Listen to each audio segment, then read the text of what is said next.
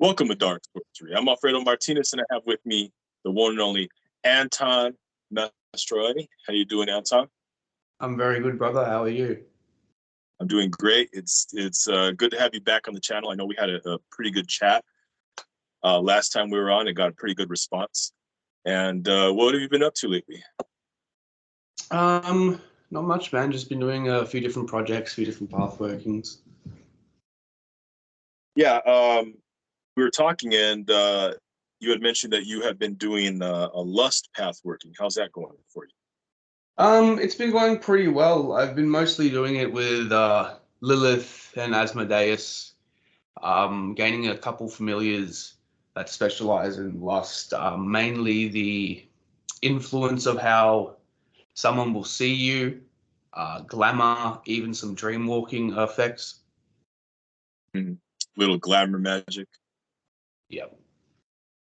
Yeah, that's always interesting. And also, you've been doing some money path working. How's that going? Very well, very well. It's gotten me in a way better job position than I was in before, and a job that's got way more opportunities and doors that will come in the path later down the road. But also gaining some sort of vampiric curse that I can place upon businesses to somewhat drain their income and all of their opportunities and wealth, and have it sort of placed upon me or a business that I want to create. Yeah, and that ties in mostly with, I was going to ask about your vampiric path working. That's also going. So besides magic, what else? I mean, besides money, what else is the vampiric path working been tying into? What do you mean by that exactly? I mean, like, okay, so you said you've been using the money path working as in your vampiric path work as far as, draining, that type of thing, finances. Well, mainly it's using sort of a portal as a conduit, because every portal a practitioner opens, they're somewhat linked to, because they're investing a lot of their own energy to actually tear open this portal in the astral. And what I've done is put a sigil on the business. You can literally draw it on the business, but for me, I astral projected and drew it astrally on the building, and sort of ingrained it into the building astrally. So all the income, all the wealth, the opportunity gets drawn through that sigil and put into the portal and delivered to me by the spirits of finance. Okay, so let's say, like, take for instance a bank, drawing a sigil on a bank or somewhere where there's a lot of finances in town. Yeah, I definitely see what you mean. I've heard of people doing that. Very, very interesting. Now, how important would you say is item cleansing? Pardon, it just lagged for a second. Okay, sorry. How important would you say is item cleansing? Oh, it's very important. Absolutely essential, especially if it's an item you've picked up from somewhere else. Like, I find things in opportunity shops all the time that are really handy, like this necklace here. I use this to bind a couple familiars to, and in order to use it, you have to get rid of any previous attachments that have been placed upon it, any energies that have been placed upon it that might interfere with the rites. So to do that, I'll usually get sage, usually, or frankincense, because of the sun correspondent, and I'll use like a little incantation, like sacred herb, power of air, cleanse whatever is within here, things like that. Okay. Now, you had mentioned astral travel, and I know that there's a lot of people who do struggle with astral travel and trying to get going with it. Now, according to your point of view, what would you say is the biggest obstacle in overcoming as far as doing astral travel? There's a few different obstacles that come with it, but my main one was just like letting go to be able to, project, because you do have to get into a state where you're almost asleep or unconscious. And a lot of people struggle to do that immediately. So they'll do like the method where you set an alarm like every 10 minutes, and then you sort of go in that in-between state of being fully unconscious and conscious. The other obstacle is holding the actual projection. See, what happened with me when I started projecting often was my double would get sucked back into my body. And a good trick for that is to focus on your hands or rub your astral double's hands together. Because for some reason, when you focus on your hands or touch things in the astral, you sort of hold it a bit better and it's more vivid. Okay. Well said. Well said. Now, what's the occult community like in Australia? It's very small. It's very rare that I find other people that practice here. But when I do, it's always good conversations. I believe I met a lady a few months ago in the city, first witch I've actually met here. And I was doing my job in her house and I noticed her altar, all the plants, all the crystals. And I said to her, "Oh yeah, you're into magic." And she said, yeah, I'm very into it. I'm more of a cottage witch. She asked me about my practice, and the more I explained about my practice, the more she sort of like got interested in the conversation and lit up. And it was a good conversation, but not many meetups around here, not many orders that I know of. But yeah. Would you say, like, if you say you're a magician or an occultist or, you know, a witch or something like that in public, is it for the most part accepted by the community, by everybody, by society? A lot of people are interested but scared. And a lot of people will view you as a crazy, so to speak. That sucks, but it is what it is. But for the majority, most of them are very interested, but they always ask for a reading, always. Yeah, I know what that's like. Do you think that one day religion will be obsolete? Yes, I do, but I feel like people will still practice religion once it is obsolete. Because I think, you know, me personally, I think there's always going to be that segment of the population that is going to want people to hold their hand for them, and it's going to just not going to want to look at things themselves, but just take others' word for it because they're either too lazy or they're too scared. Maybe they have that little security of, okay, well, let's just let someone else put it in someone else's hands and everything will be fine. Would you agree Yeah, with that? I agree with that absolutely. Yeah. And for the most part, I would say maybe that's probably, you know, a big portion of the population that's easily influenced, that's easily, like, maybe that's what businesses target to market to, or, you know, religions market to. They target people who want to escape, mainly people who want to place their power in something else's hands to look after them, hold their hand, as you say. Which is dangerous. Depending on how you look at it, I personally don't like to do that. But what would you say is the biggest mistake that experienced practitioners make? Not raising a sacred space and not being aware that other spirits can pretend to be other spirits. That's a very common thing that I have come across. Many people come to me infested with imposters and parasites, and it's sad to see what these imposters and parasites can cause people. Yeah, I think that's a big deal because a lot of people will say, "Oh, this spirit told me this, and this spirit told me that." Well, then someone else will say the same thing, but they'll be like contradicting, or, you know, there's no way that they could both be right. I think I definitely see what you mean, and a lot of people don't know that. A lot of people don't don't test the spirits out or something like when they arrive. Would you agree with that? I agree 100%. A lot of people, when they first try to summon a spirit and an imposter comes, they generally just trust it immediately straight away and take it as the actual spirit they've been trying to summon. How do you test spirits out, like, to verify that they are who they are? It's easy to feel the difference, especially if they've been around you since childhood. which for me was the case.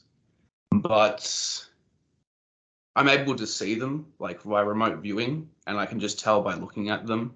But there's many different ways. You can ask them to show their name energetically in the air, to show the seal of the spirit, because an imposter can't actually use the name and the sigil of the spirit in that manner. They can only just pretend to be the spirits. But yeah. What would you say was your first holy shit moment in Magic? Meaning like, wow, this is really real. You know what I mean? Like you actually see the results.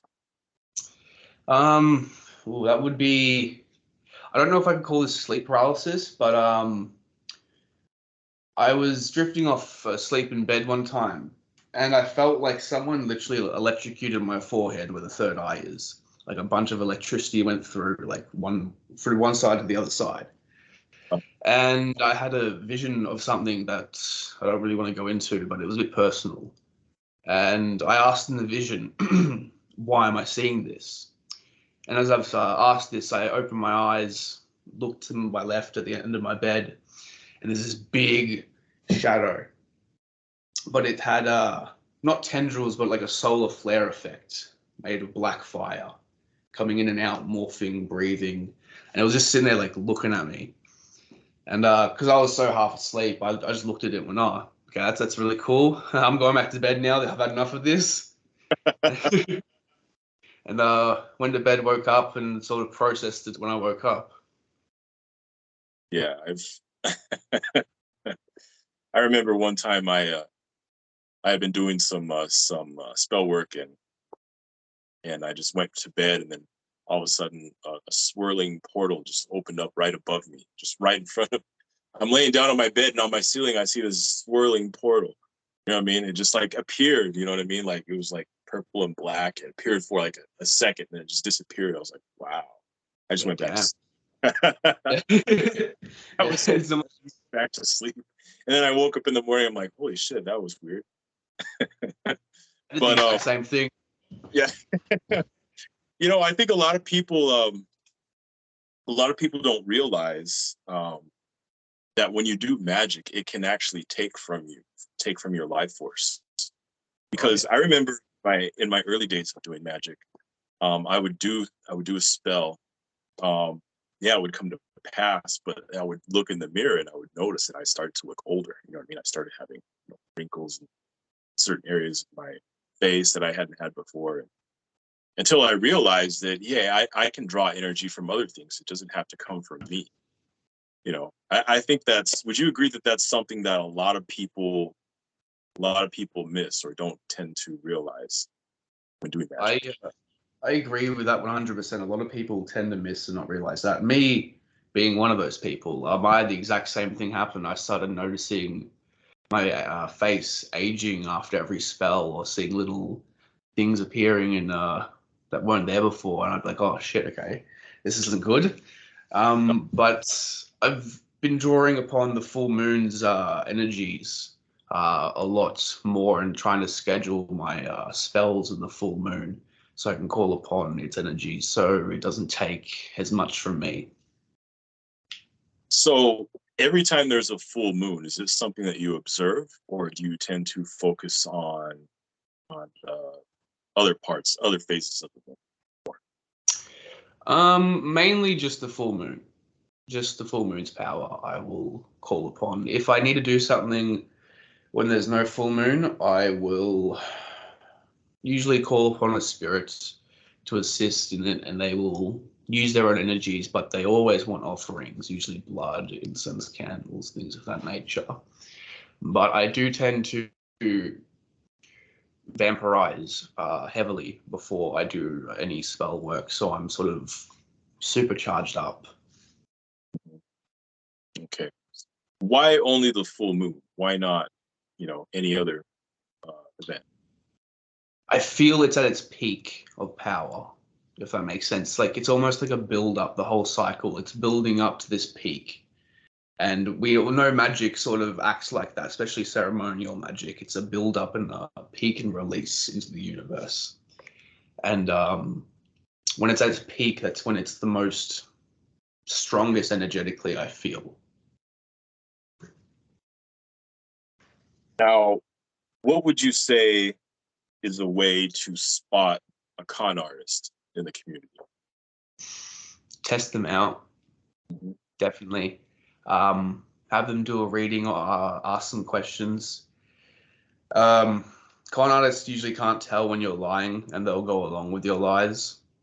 Real occultists can feel when you're lying to them and when something's off, and they will usually bring it up with you and hint that they know you're lying. Okay.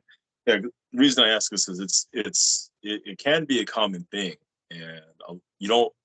A lot of people who are new in the past tend to put a lot of their faith into, a certain teacher or a certain author of books, and just tend to just go along with everything they say without considering anything else.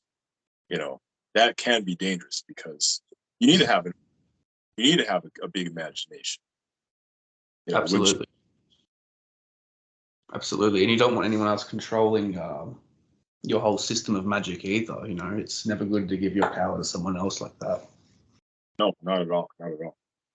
So how is Cult of Belial and Eternal Serpentry doing? Very good. At the moment with Cult of Belial, we're focusing on releasing knowledge, ways that you can contact spirits like the sigils and chants. I've been channeling different types of transformative rituals. I think Sander released one for alchemically transforming through the element of fire and Aries. Also one that allows someone to alchemically transform themselves to begin a vampire, to have the tendrils, etc. Things of that nature. You mentioned sigil magic.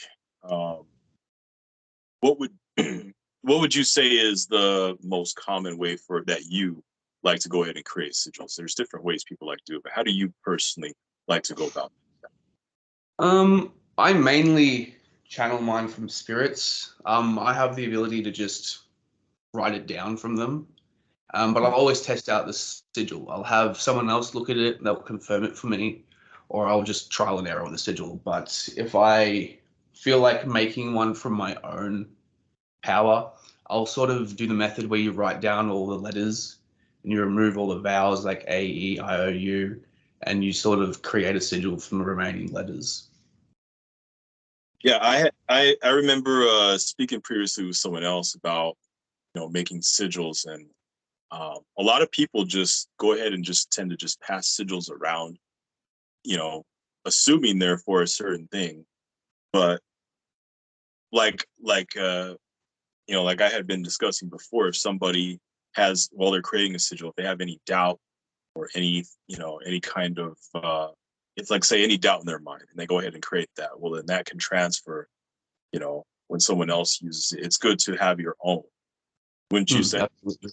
I agree 100%. It's a form of contagion magic, I'm pretty sure, and that's why it has that effect. So whatever someone pours into a sigil when they're making it, it will leak out to whoever is using that sigil in the future. Mm-hmm. Okay. All right. Well, it's been a very, very great chat that we've had.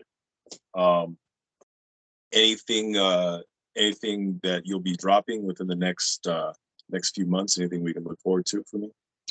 Not that I can say off the top of my head. Just some more knowledge and some more rituals and sigils to be posted. Okay. And to our viewers, go ahead and check out his groups and his channels, Cult of Belial, Eternal Serpentry. I'll go ahead and have those links below.